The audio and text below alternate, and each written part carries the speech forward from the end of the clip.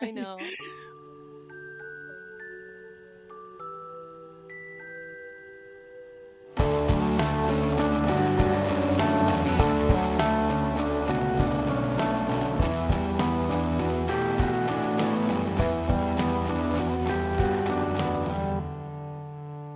We had a wonderful talking session before we started recording, and a minute River put on record.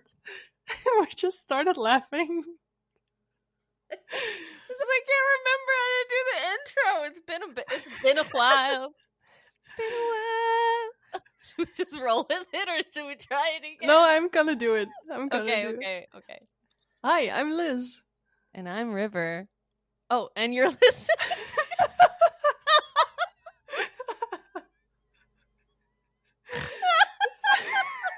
Oh no! You're listening to the Book Fairies. Can't. I don't have the energy to go back and try 9 times. Like, I already know I'm gonna just start cackling like a ghoul. We made some decisions on changing our podcast. Yeah, just a wee bit. Just a wee little bit. Just a wee bit. No, Liz had an amazing idea, which I am all for. I think I've talked before about having ADHD or some form of that, and you're neurospicy. I am neurospicy. I am too. So yeah, it's very difficult for me to stay in one category. Yeah, and I think you guys probably noticed that, like during some of the episodes, we end up veering into different topics and categories and that kind of thing. So Liz had this awesome idea that maybe we should mix it up a little bit and change the content. Not specifically like no more book fairies. It's just, well, you describe it, because I'm already not doing a very good job of it. So I'm not sure if I can do it better, but we decided that we don't want to put ourselves into a box, like a little box. Yeah, we don't want to be constricted. Yeah, because we want to talk about all sorts of things. And so we started another podcast as well. And it's just difficult if we have all different kinds of things in all different places. So I thought it would be nice to just have one podcast with all sorts of different things that we can talk about. And we will make sure to put in every title what it's going to be about. So for this one, we'll put in books, because we're going to talk about books. And if we're going to talk about a show or something, we'll put in something TV, or I'm not sure yet, but we'll figure it out. It'll be very clear. Yeah, it will be very clear in the title what the category of the episode will be. Yeah, the onderwerp of the episode. I know this word. My brain is just like, no, we're not going to give that to you right now. No. The content? The content of the episode. Yeah, it will be very clear. And so we're going to change our name as well. We're not sure yet right now what we're going to name our podcast, because we just thought of this whole idea. But I think it will be very good. You know, the best way to bring in new energy is change. So I am really, really excited, and I feel like we'll be more consistent too, because we won't feel like, oh, I haven't read many books, or we didn't read the same book, and what's the topic that we're going to choose? Because and sometimes we're in a funk and we just don't want to talk about books, and then it's just kind of as if we're pressuring ourselves to sort of come up with ideas to talk about. And like, we have so many special interests, you know. Liz and I both are on the spectrum. We're both neurodivergent, and I think it's good for us to be able to choose what special interest we're into that time. Well, do you mean hyperfixations? Oh yeah, that hyperfixations. Yeah, that one. They're not that different, but they are. Yeah. Yeah. Like, what if like one day you just want to have a whole ass episode just pirates? Oh man, that would be so cool. Like, I would fucking love that. Yes. I would love just to be present for it. Like me just spewing all the fun facts. Yeah, okay. Or like me, I don't know what special interest I would talk about, but Moths? I'm just saying, like, I was literally no one wants to know about insects. Dude, like, no one cares. I would love to hear about you talk about so moths. much about moths. Hey, and if the people that don't care about it can skip the episode because it will be clearly mentioned in the title what it's going to be about. I think bugs. Yeah, I think that will be a very good system to put into place. Yeah. It will be very clear for us, very clear for you guys. And yeah, I'm very excited to change this around a little bit, and so we can have more episodes as well. Yeah, and you guys will get more of us and like what we're about. That being said, today's topic. No, wait. We should cover. Oh shit.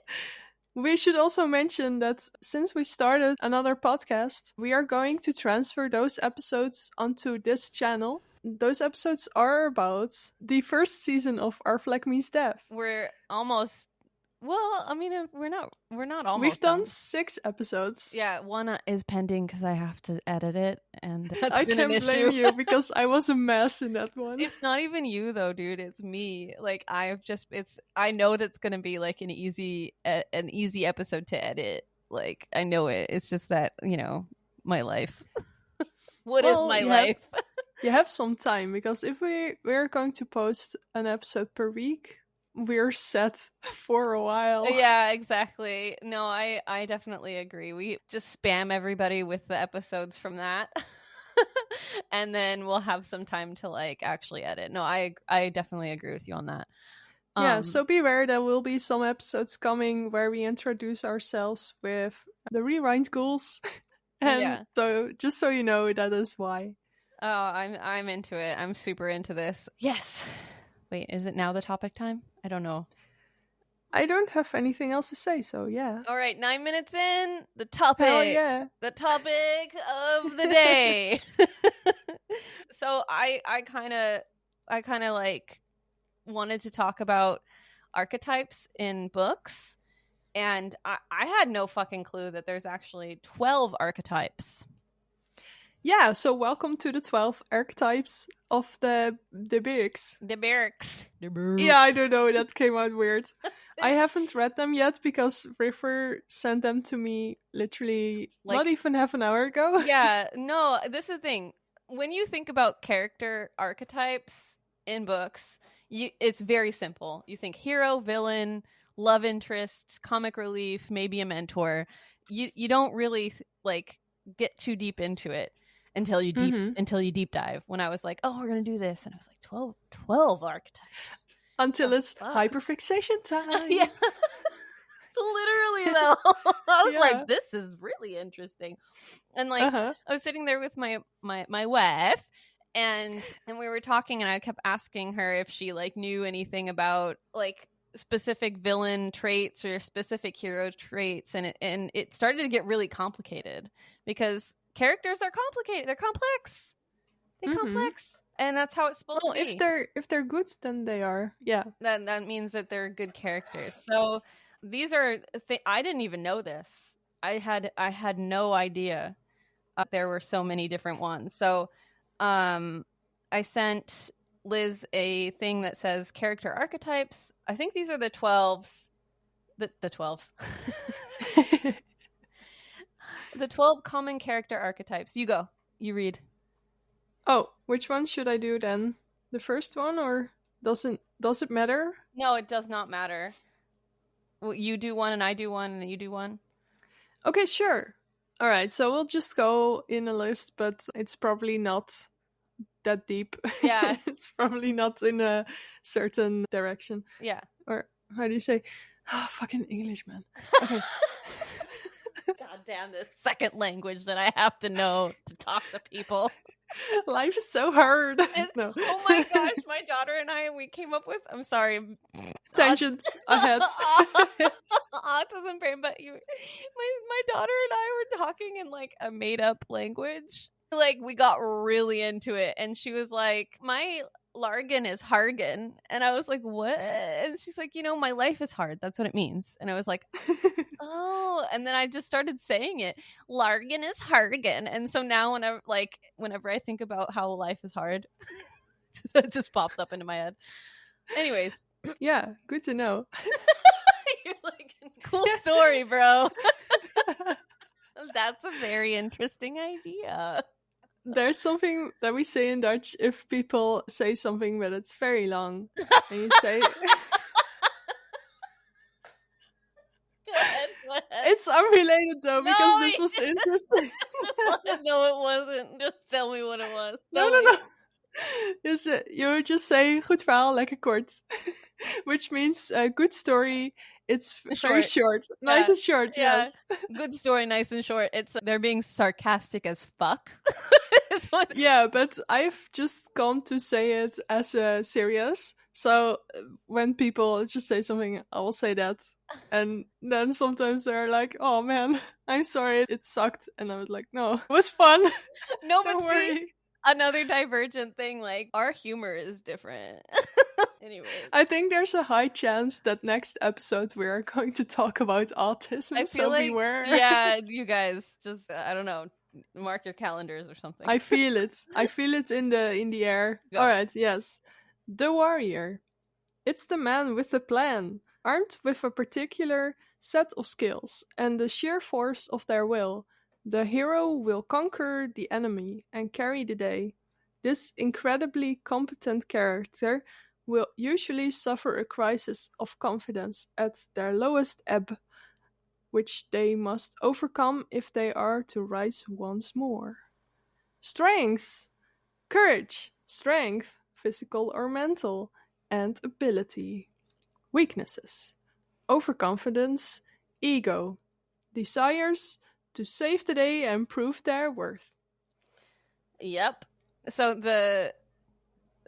I'm blanking. So the yeah, I don't know what I read. Okay. It went right over my head. It's basically like it's like the typical version of a hero, what a hero should be. I like the fact that it's called the warrior though, because instead of just saying hero, you see that this character, their example is Hercules, and like Hercules, I don't know if you saw the movie or if you read. No, I haven't, but I have a general idea of who he is. Yeah, so basically he's just really strong and he's able to like fight, and like he wants to prove his worth because he's trying to get back into fucking the place in the he's the trying to get back in the... I forget what it's called, like Mount Olympus or something. Anyways, okay, he's trying to get back with mommy and daddy, and he has to like prove his worth in order to do that. So that's the warrior.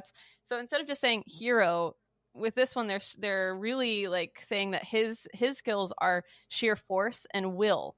And in this one, the hero will conquer the enemy and carry the day, which means like people look at him and they're like, "Oh, save us," and he like saves the day. That's the warrior. That's what most people probably think of like the standard hero, but it's so much more complex. Superman and Batman and all that kind of stuff. Yeah, those bitches. Yeah, they have to overcome shit to be a hero. Yeah.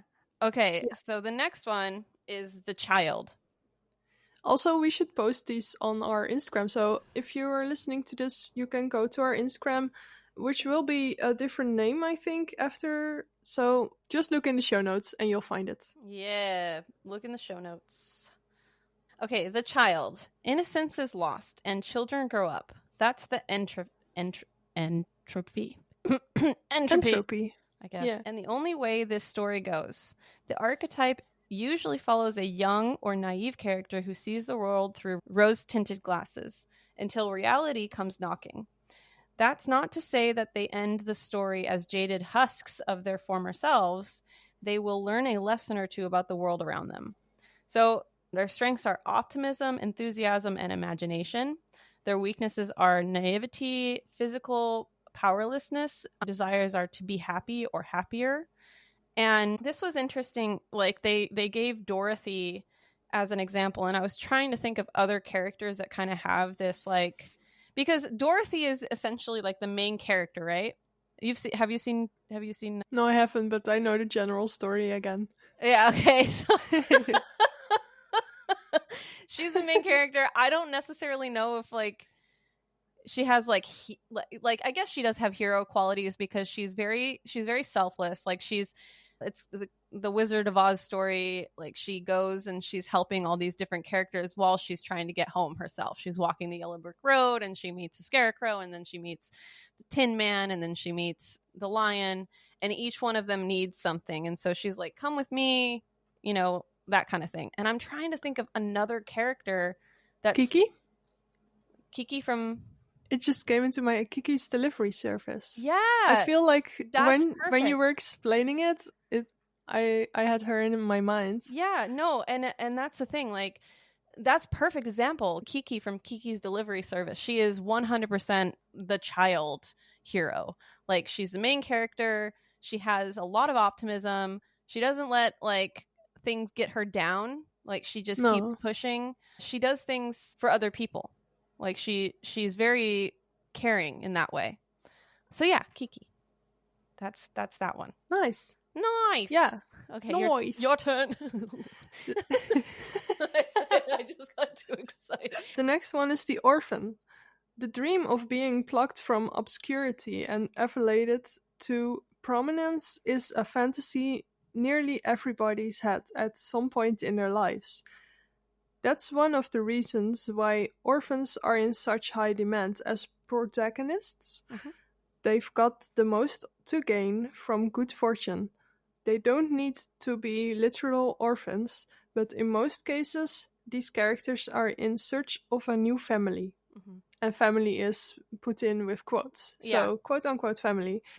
Found family. Found family is the best. Yeah. Their strengths are survival instinct, empathy, and perseverance, and weaknesses are lack of confidence, willingness to please others. Then it says their desires are to thrive and connect with others. They gave the example of Harry Potter, but I'm sure we can think of other characters that are similar. Like, have you ever watched Vampire Diaries? No, I haven't watched the Vampire Diaries, no. I forget what her name is, but the main character is basically an orphan, and it's like that. She's got like empathy, and she doesn't really have like that much confidence. It doesn't matter. I'm just trying to give another example other than fucking Harry Potter. But I guess Harry Potter is a good example because he is a literal orphan. Yeah, no, but and he overcomes a bunch of shit, I guess. Yeah, yeah. But that's a big trope in books in general. It's just like the orphan character. Yeah. What is that? Yeah, so sorry, I'm looking at my bookshelf to try to see if I have some books with orphans. I've read so many books or orphans.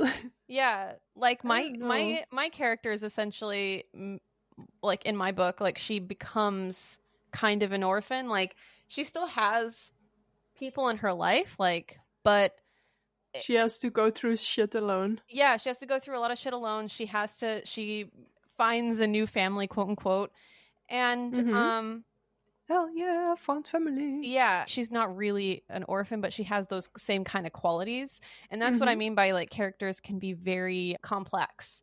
Another character that is sort of an orphan is like, what's his fucking name? The guy, Star Wars. Well, I haven't seen Star Wars. Oh, okay. Well, what's hate me if you must, but no. I don't. I haven't.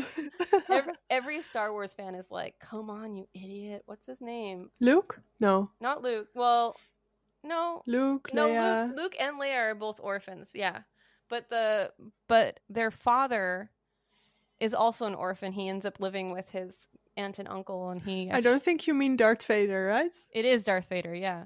Oh, okay. Yeah. I was like, Anakin, fucking Anakin is also an orphan, and Luke and Leia are orphans, even though that Anakin becomes Darth Vader. They don't really know him, and so therefore they don't really have like anyone in their lives. Well, but did Leia have? I feel like Leia had like parental figures. I don't know. I don't know either. You're not talking to the wrong person for that. I'm like having all the. I'm like, wait.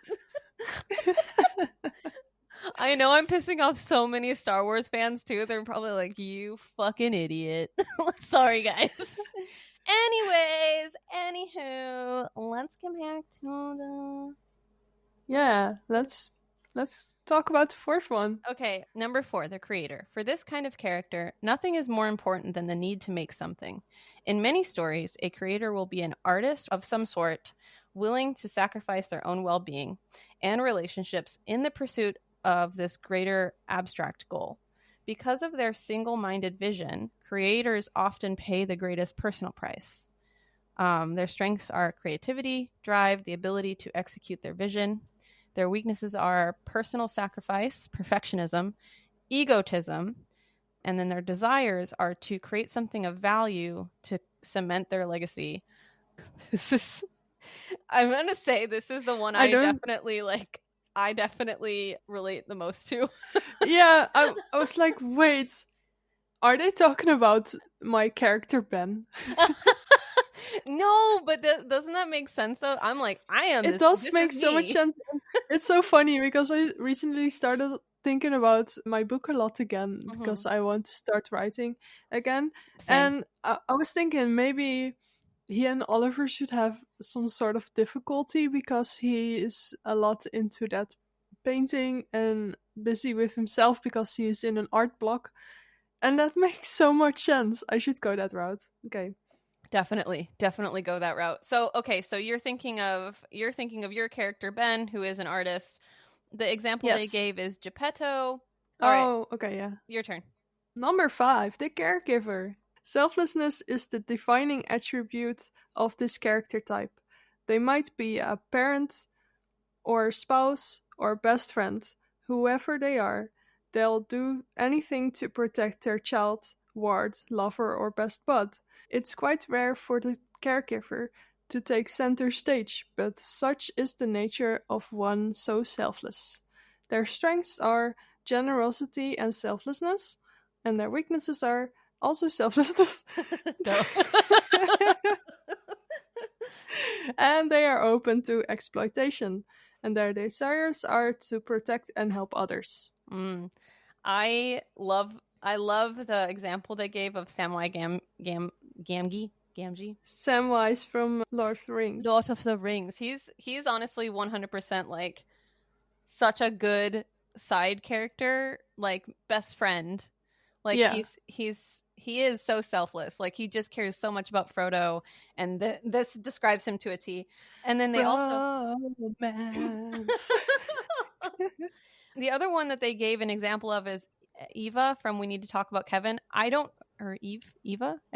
I don't remember. Oh, I have no idea what that is. It is a good-ass movie. It's a good movie. It's basically like a true crime movie about this mom who has a son, and she feels like no real connection to him. And she struggles with like finding like a love for him, and because throughout his entire life he's kind of like a shit dick. Like he's just like an asshole, and he ends up committing like a really terrible crime, but the entire time she's just like trying to be a good mom and trying to be a good parent to him. And so like that also just unconditional love. Yeah, exactly. So if you haven't seen that movie, I would highly recommend it. It's called We Need to Talk About Kevin. Okay, I love this one. I'm excited about this one. All right, you go. Take the stage. All right, number 6, the mentor / sage. Our protagonist. Hell yeah. Yeah, right? Okay, no, but let me tell you this. I fucking love, I know people are like, oh, I hate the mentor. Fuck you. Like, you need a mentor, okay? They're great. They're there for a reason. Like, you heard it here first, I guess. Okay, their example is Gandalf the Grey. Like, you can't get better than that. Example. Yeah. All right, so our protagonist might encounter some sort of mentor character who will prepare them for the trials ahead. Sometimes this mentor is a parent. Other times it might be a wizard or a suburban karate teacher. That's very specific. Yeah. I think they're talking about a movie that I can't think of the name of at the moment. Karate Kid. Yeah. Whatever form they take, they are there to guide our hero through the unknown. The original purpose of this archetype was probably to convince younger generations of people to listen to their older, frail, tribe mates. Frailer tribe mates. Wow. Makes sense. I mean, like, when you put it that way, Yeah. it doesn't sound very appealing. Okay, so their strengths are wisdom and experience. Their weaknesses are caution and inability to act. Interesting. Desires to help the hero. I am. I'm on one. No worries. Desires to help the hero push past their boundaries and make sense of the world. The world. Yeah. So, the other example is Obi-Wan from Star Wars. Obi-Wan Kenobi. No idea who that is, but I do know who Gandalf is. Yeah, Gandalf is the shit, and also he acts on like he protects them. Yeah. So like their inability to act, like what do you even fucking mean by that? Like mentors are the shit. They'll throw hands. What was it? He protect. I don't know the rest of that meme, but he protect, he attack. No. Oh god damn it. What does that mean? I need to know it now. What is it? I don't remember, man. Oh, very good example of my special interest. I have a tab open of the Black Pearl, of what it looks like without the CGI. I love it. Oh yeah, he protect, he attack, but most importantly, he whatever. Like you place the thing at the end. See, I had it kind of right. Anyways, but also yes, all of those, and like they do act on shit. Like you don't have some mentor. Also, they use Obi-Wan Kenobi as an example, and Obi-Wan Kenobi also acts on, like, he's not some motherfucker just sitting there like waiting for shit to happen to him. Like, oh, you're the hero. You go do that. Yeah, they have a moral compass. Yeah. They have feelings. Yeah, I don't know. bitch. Yeah, they also want, they know what's good and wrong and that kind of stuff, right? Yeah, exactly. All right, Okay. that's enough of that. Your turn. Yeah, the next one is the Joker, the fool, the clown, the jester, the hedonist, the laid back stoner. Yeah. Oh man, this is my favorite one. This archetype has many faces, but if you see any character that says something like "relax, dude," or "chill out," then they're probably the Joker in the pack. In myth, Jokers often act as a cautionary tale, warning people not to waste too much time in pursuit of pleasure. In modern culture, they're often the comic relief. Their strengths are joyousness and likability. Their weaknesses are frivolous. What? I love. Wait, can you try it again? Just one more time. Frivolousness. You almost had it. It's frivolousness. What does it mean? It means like lack of like. They just have no like they. Sorry for putting you on a spot. No, it's like good. That. Hold on, it's good that you did, because I was like, I know that word. Here, let's see. I think Google can tell me. Google, what is frivolous? Okay, that's frivolous. I don't know how to pronounce it. I'm sorry. That was the best. Okay, not having any serious purpose or value. They're like, yeah, that's what I was. They just like don't really care. They're just kind of like it's careless. Like I don't think I can think of any particular characters that don't care. I do. Luke from my book. Oh shit! You're right. He definitely doesn't care about anything. Yeah, I would say my character Asher, but Asher does care. He does have like this sense of like carefree, but he's not fully. He has soft heart underneath. Yeah, he has some seriousness about him, but he's my comic relief. So like, yeah. And then they gave the example of the Joker, which I'm like, you mean like from Batman? Of fucking course. Like what in the fuck? What do you mean? Yeah, and their desires are to live for today and be happy. Yeah. And that's a wonderful, wonderful thing to want in life. Yeah, I feel like the child and the Joker probably like are very close. Yeah. like in books, or they could be, because they essentially have like similar goals, right? Yeah.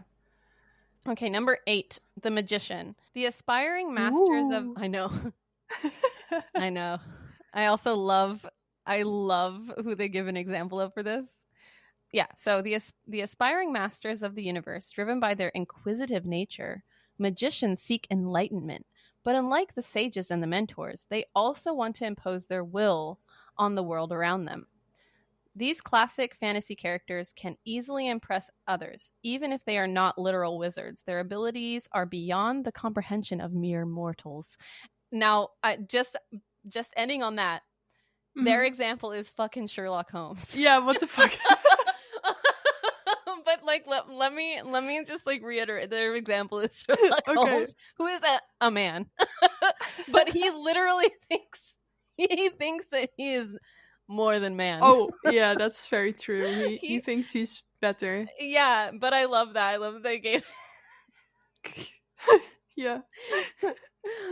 Their abilities are beyond the comprehension of mere mortals. I love it. Their strengths are knowledge and power. Their weaknesses are hubris. I need to look up this word, because I feel like I know it, but do I know it though? I don't know it, that's for sure. It's excessive pride or self-confidence. Oh, that makes so much sense. They're kind of just like egotistical bastards, and that's their weakness. Mm-hmm. Makes sense. And their desires are to create order from chaos and bend the world to their will, which also makes a lot of sense. So I feel like the magicians could also be villains in a way. Yeah, I was just thinking that, because I was thinking like, is Saruman is the perfect candidate for this? Yeah, no, there's a lot of villains that kind of fall into this category. Yeah, there's a series that I read. I talk about this series a lot because I love it so much, but I forget the villain's name. Anyways, he's like a dream walker from. All right, wait, what series? Oh, sorry. Yeah, this series is the Sword of Truth series by Terry Goodkind. Yes. Talk about that. I thought you were going to say that, but I wasn't sure, so I was like, let me just. yeah. It's like, someone really loves this series when they don't shut the fuck up about it. When it's been years, it's been years since they read the last. I can't even remember the guy's name. I just remember like what he does. He's the villain, and he is a dream walker, and he actually thinks he's doing good. Like, he thinks he's like good, but he's not. He's evil as shit. But yeah. Oh shit. Saruman. Saruman. Okay. Number 9 is the ruler. Hell yeah. Heavy hangs the head that wears the. I'm sorry. It just reminded me. I was like, damn. You're going in strong. Yeah, the way I said it reminded me please. a lot of Lucius with the introducing the gentleman pirate. Please. Okay, go. You have to do it that way now. From now, right. you gotta do it. Heavy hangs the head that wears the crown. Any society needs a leader, but who does? But who does that leader cope with absolute power? Oh. No, you did it right. Oh, wait! But how does that leader cope with absolute power? What will they do to maintain control and order? Do they rule with kindness and compassion, or with an iron fist? Dun, dun, dun. Dun, dun, dun, dun.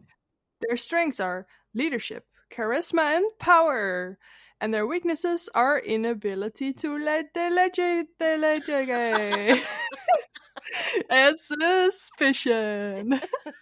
Delegate. Whenever you don't know an English word, can you just please try? Like, every time you do it, I die. Like, I die. You do it so well. Either, like, sometimes you, like, pronounce words perfectly, and I'm like, wow, I didn't even know that's how it's pronounced. Oh my god. And then other times I fuck it up. Yeah. One person's pain is the other man's joy, right? Sorry. No, I just wanted to re-say that word because it was very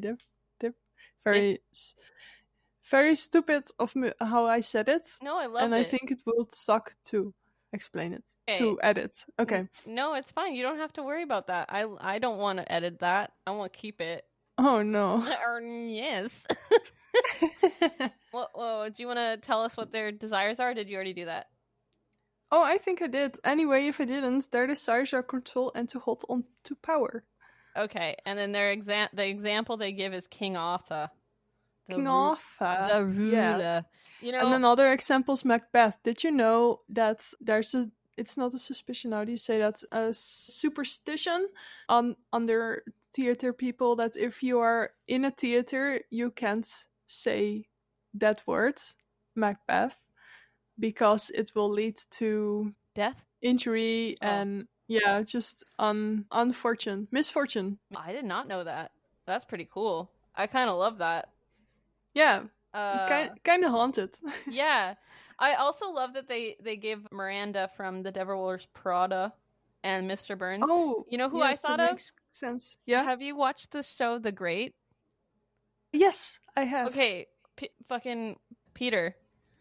He's the rule. Yeah. He's the ruler. That is him 100%. Like, absolutely. He has. I mean, he's kind of more of like on the villainy end at first. Mm-hmm. And he's just crazy. All right.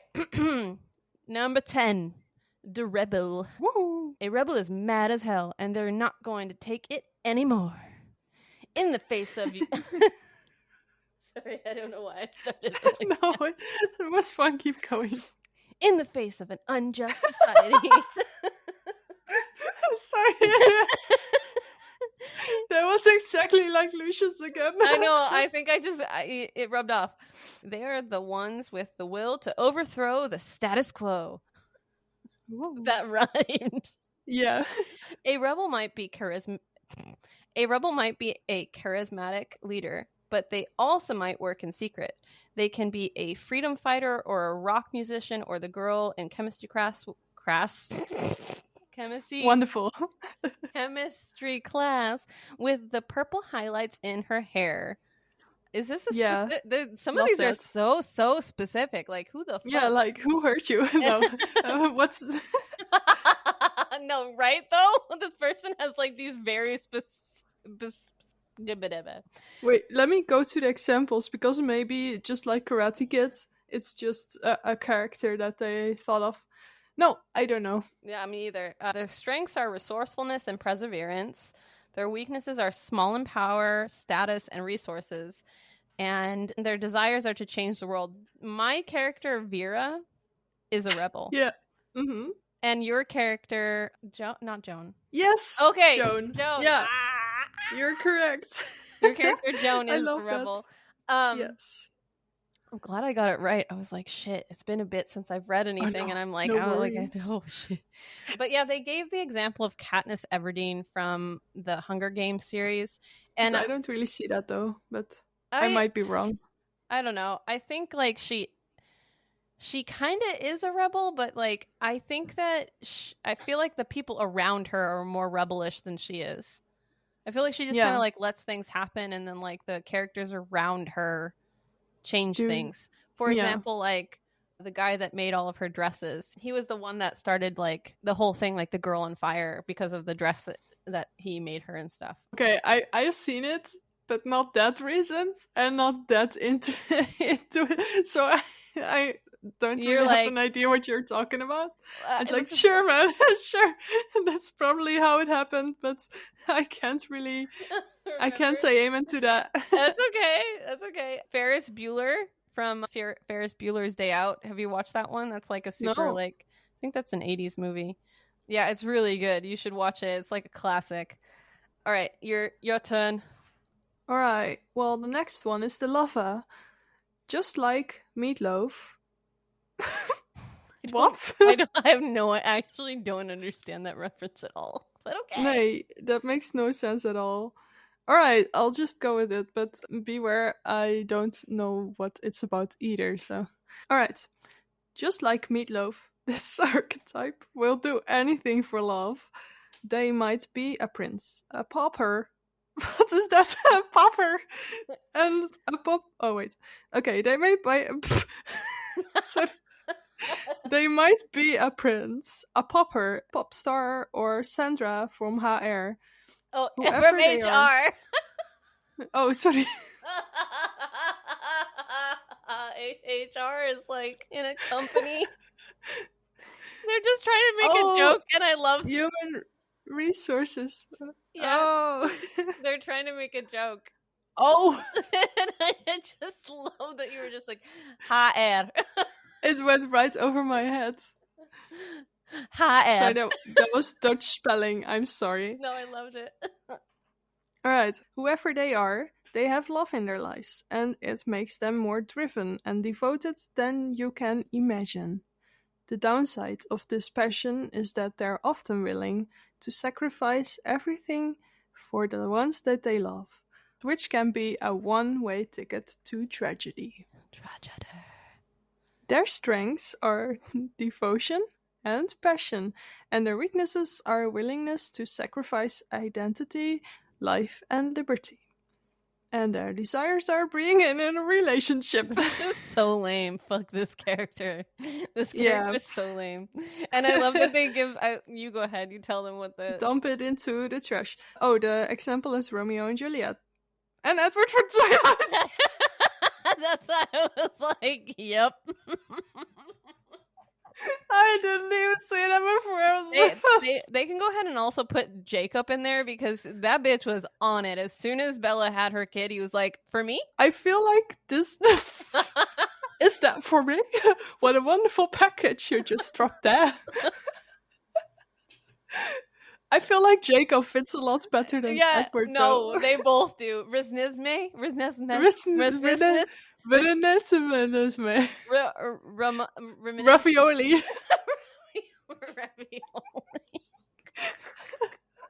I'm dead. Yeah, like he literally was like, that's a baby, but like, that's okay. That's fine. I'm gonna imprint my shit on her already. Dibs. I call dibs. Anyways, the last one is number 12, the seductress. I'll give you whatever you want, is the refrain of the seductress, a character that comes in all shapes and sizes and genders. They might offer power, sex, love, money, or influence. But remember, these things always come with strings attached. Dun, dun, dun. Dun, dun, dun. Sorry, I got lost there. No worries. If a seductress is involved, the moral of this tale is almost always, don't believe anything that's too good to be true. Their strengths are allure, charisma, and lack of morals. Their weaknesses are the emptiness of their promises. Dun-dun-dun. And their desires are control. So yep. I'm gonna. So they have. I know a character of yours that falls into this category. Can you tell me? The water creature, that monster. Oh yeah, the water creature for sure. But like also Seraphal, kind of. Oh, a little bit. Seraphal, yeah. I mean, I guess, but like Seraphal has. Is Cass in here? Cass, have you been here the whole time? Yeah, Cass has just been chilling there. Oh, what a good boy! I love my dog. Anyways, yeah, I think that makes sense. No worries. The example they give is sirens, so I do have that, and I remember I did give that character a voice, but after talking to Fright, and Fright told me, it's less scary when they have a voice, I took it away. I was like, oh yeah. So now we don't know what their desires are. What they're thinking. Yeah. I can tell you someone though that is very much like this, and that's my Lucifer character. Oh yeah. He has literally nothing to gain but just control over people. That's all he wants. Anyways, that was the 12 archetypes. Yeah. So that was that, guys, and it was interesting to go through them and to see sort of the characters and to be able to sort of pull characters from our books as well. I was just about to say that. Like, it's kind of cool. It's kind of neat being like recognizing them in our own writing. Yeah. Like not even having not even seen this before, right? Like we came up with these characters. They had certain kind of aspects, and they're falling into these sort of like, but they have certain qualities about them that apparently already exist in certain archetypes. And that was something that like I wasn't sure of. After I saw this, I was like, damn, like, I don't know. But most of them kind of fit in somewhere. And it was also fun. I still think Sherlock Holmes is my favorite right now, just because yeah, it was just ridiculous. Yeah, it was ridiculous. It was ridiculous. This was fun. I had a good time doing. Yeah, me too. It was very. Oh, go ahead. Oh, no, go ahead. I was gonna say, aside from like, reading is hard. It's so hard. It's hard. Like, some people have like this natural ability to be like really good like out loud readers, and I just get stuck. Oh, you mean reading out loud? I was like, reading isn't that hard. But maybe. I know how to read. Okay, I know I don't look like I can, but I can. No, yeah, reading aloud is it's quite difficult. Yeah, it's a podcast where you literally have to talk, and then like sometimes you're like, let's read this thing, it's gonna be so easy, and then it's like not. But it's fun though. It is. We have fun. Yeah, this was super fun. I think this was a good episode for our books and writing edition. And yes, I definitely think next time we're probably going to do an autism thing because reasons.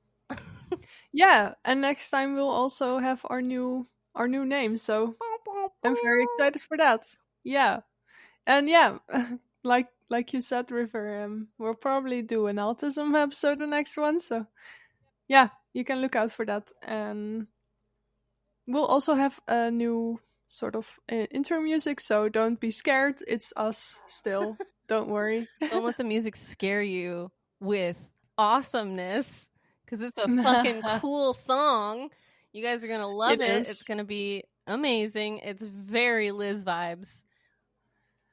It's very 80s synth / dark wave-esque. I love it.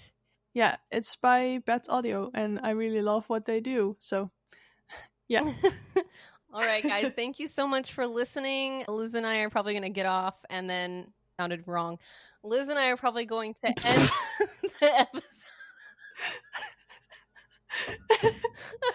I realized it's very late, but yeah.